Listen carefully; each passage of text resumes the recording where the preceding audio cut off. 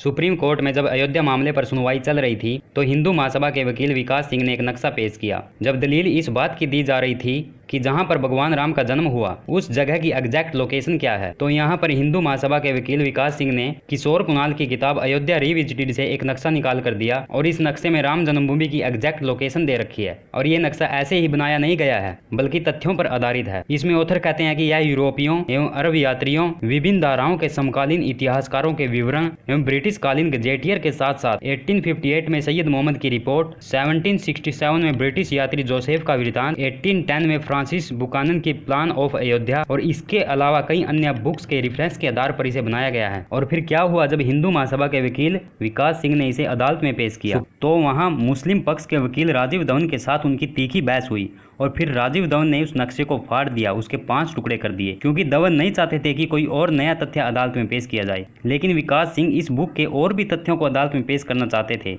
तो आइए इस बुक से जुड़े और कुछ रोचक तथ्यों के बारे में हम जानते हैं। हम जब से भी इस केस के बारे में सुनते आ रहे हैं तब से यही सुना है कि यह बाबरी मस्जिद है और इसे बाबर ने ही मंदिर को तोड़कर बनाया है। लेकिन इस किताब में कहा गया है कि मंदिर को बाबर के शासनकाल में बाबर के राज्यपाल मीर बाकी ने नहीं तोड़ा, बल्कि 1660 में औरंगजेब के शासनकाल में फिदई खान ने तोड़ा था। और इसमें यह भी कहा गया है कि अयोध्या में एक सबूत था जिससे साबित होता था कि अयोध्या में राम मंदिर बाबर के आदेश पर मीर बाकी ने तोड़ा था, और ये सबूत थे 2 शिलालेख। किताब में कहा गया है कि मीर बाकी से जुड़ा यह संदेश झूठा है और ऑथर यह भी दावा करते हैं कि इस बात के भी पर्याप्त सबूत हैं कि अयोध्या में राम मंदिर विराजमान था। ऑथर कहते हैं कि बुकानन के रिकॉर्ड्स के मुताबिक औरंगजेब के शासनकाल में अयोध्या, काशी और मथुरा के मंदिर तोड़े गए और राम मंदिर के दावे को मजबूत साबित करने के लिए इस किताब में 12 नए तथ्यों को जोड़ा गया है।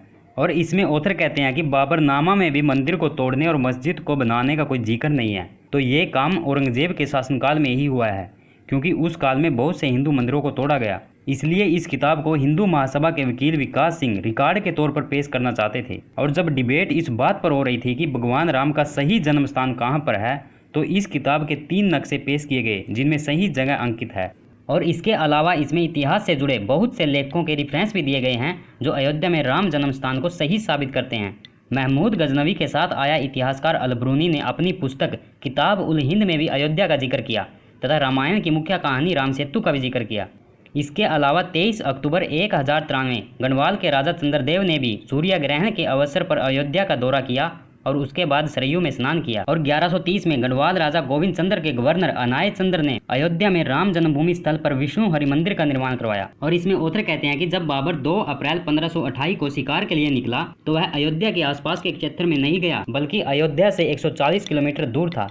और बाबर की डायरी में 3 अप्रैल 1528 से 17 सितंबर 1528 तक के पेज मिसिंग है। और ऐसा माना जाता है कि 935 AH को बाबरी मस्जिद का निर्माण कराया गया। और 935 AH ईयर की ओपनिंग सेरेमनी यानी 15 सितंबर 1528 को जब बाबर अपने साम्राज्य आगरा फोर्ट में ही था, तो इसके अनुसार 15, 16, 17 3 दिन का ही लेखन मिसिंग है और 3 दिन में मस्जिद का निर्माण नहीं हो सकता। और इस किताब में कहा गया है कि बाबर और उसके अन्य प्रमुख लोगों का अयोध्या जाने का कोई अवसर कभी हुआ नहीं। और फिर 1574 में तो बाबा तुलसीदास ने रामनवमी के दिन रामचरितमानस की रचना शुरू की और ऐसा जीवन चित्र प्रस्तुत किया जिसमें भगवान कहते हैं कि यह मेरा जन्म स्थान है। भगवान राम के जन्म पर बाबा तुलसी कहते हैं, भय प्रगट कृपाला दीन दयाला कौशल्या हितकारी, हर्षित महतारी मुनि मनहारी, अद्भुत रूप विचारी, लोचन अभिरामा तनु घनश्यामा, निज आयुध बुझचारी, भूषण बनमाला नयन विशाला, शोभा सिंधु खरारी। और इसके अलावा इसमें जोसेफ की किताब डिस्क्रिप्टिव इंडिया में भी उल्लेख किया गया है कि यहाँ मस्जिद का निर्माण रामकोट और बेदी जिसके चारों ओर लोग चक्कर लगाते थे को तोड़कर किया गया है। और जब 1813-14 में फ्रांसिस बुकानन वहाँ पर सर्वे के लिए गया तो वहाँ पर सामान्य लोगों की धारणा थी कि मथुरा, काशी और अयोध्या के मंदिरों को औरंगजेब ने तुड़वाया था। और ये मंदिर मस्जिद का विवाद जो हम आजकल सुनते हैं ये कुछ दिन पहले शुरू नहीं हुआ है,